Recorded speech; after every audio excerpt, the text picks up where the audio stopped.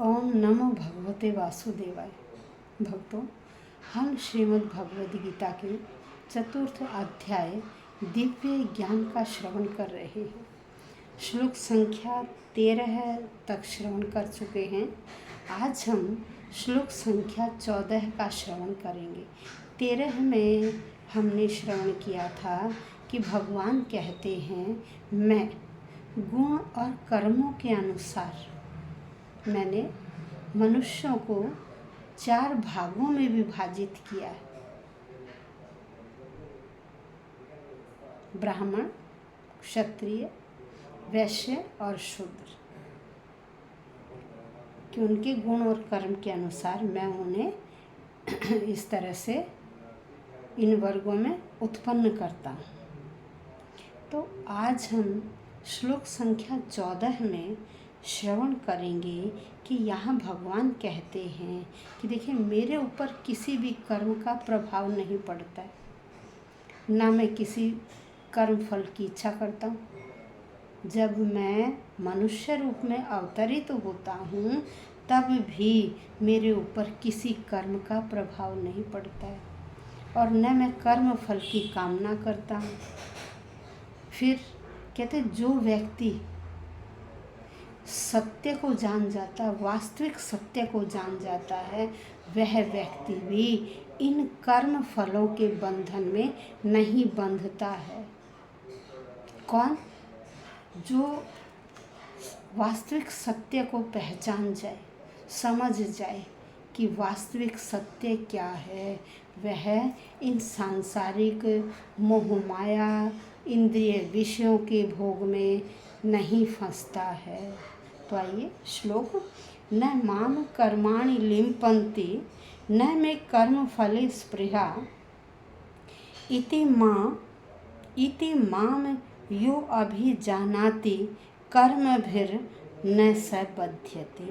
शब्दशः अर्थ, न कभी नहीं, माम मुझको, कर्माणि सभी प्रकार के कर्म, लिम्पन्ति प्रभावित करते। कह रहा मुझे किसी प्रकार का कर्म प्रभावित नहीं करता है। नहीं में मुझे कर्म फले स्पृहा, कर्म फलों की इच्छा, स्पृहा इच्छा, नहीं मुझे कर्म फलों की इच्छा है। इति ऐसा, माम जो व्यक्ति, कह रहे जो व्यक्ति क्या, कि जिसे कर्म फल की इच्छा नहीं होती और जो किसी कर्म में लिप्त नहीं होता। इति ऐसा, माम मुझको, यह जो अभी जानाती जान जाता है, जो मुझे ऐसा जान जाता, समझ जाता, अर्थात मेरी जो परम सत्य है उसको पहचान जाता है कि वो जो कार्य कर रहा है उसमें वो व्यक्ति लिप्त नहीं होता। तो क्या है? स, वह व्यक्ति कर्म भी, उन कर्मों के फलों में भी न बध्यते, नहीं बंधता है। क्या कह रहे श्री कृष्ण? कि मुझ पर किसी का प्रभाव नहीं पड़ता है, नहीं मैं कर्म फल बंधन की कामना करता, कर्म फल की कामना करता हूँ। और जो इस मेरे संबंध और परम सत्य को जानता है, वह व्यक्ति इस सांसारिक जगत में कर्म फलों के पास में नहीं बंधता है। देखिए, जैसे राजा क्या है? राजा भी दंडनीय नहीं है।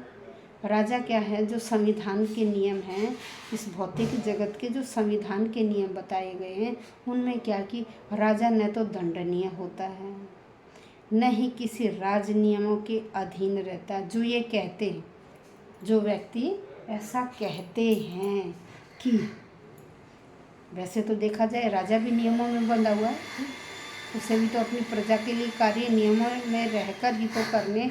लेकिन जो व्यक्ति इस प्रकार से कहते हैं कि राजा न तो दंडनीय है, न राज नियमों में बंधा हुआ है, तो इस तरह क्या है कि उसी तरह भगवान इस भौतिक जगत के सृष्टा हैं, भौतिक जगत के सृष्टा हैं।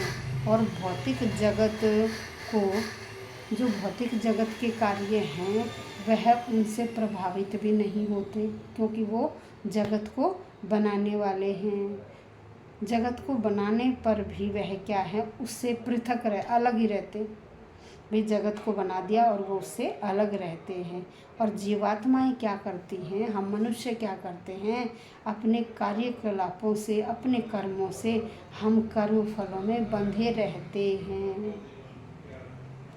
और इस प्रकार क्या होता, हम ये जताते हैं कि मेरा इस चीज़ पर अधिकार है, मेरा इस चीज़ पर अधिकार है।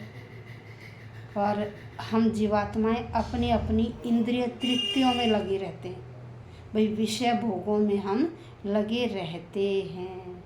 और दिनों दिन, दिन प्रतिदिन हमारे जो विषय भोग हैं वो बढ़ते चले जाते।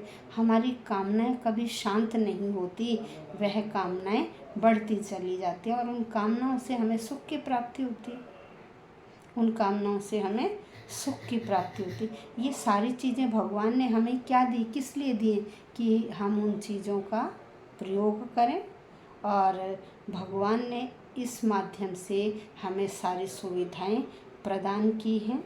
जो व्यक्ति कर्म नियम की सारी बारीकियों से अवगत रहता है, जो जान जाता है बारीकियों को, तो वह व्यक्ति क्या होता है, अपने कर्म फलों में बंधता नहीं, वह केवल कर्म करता जाता है और फल की इच्छा नहीं करता है।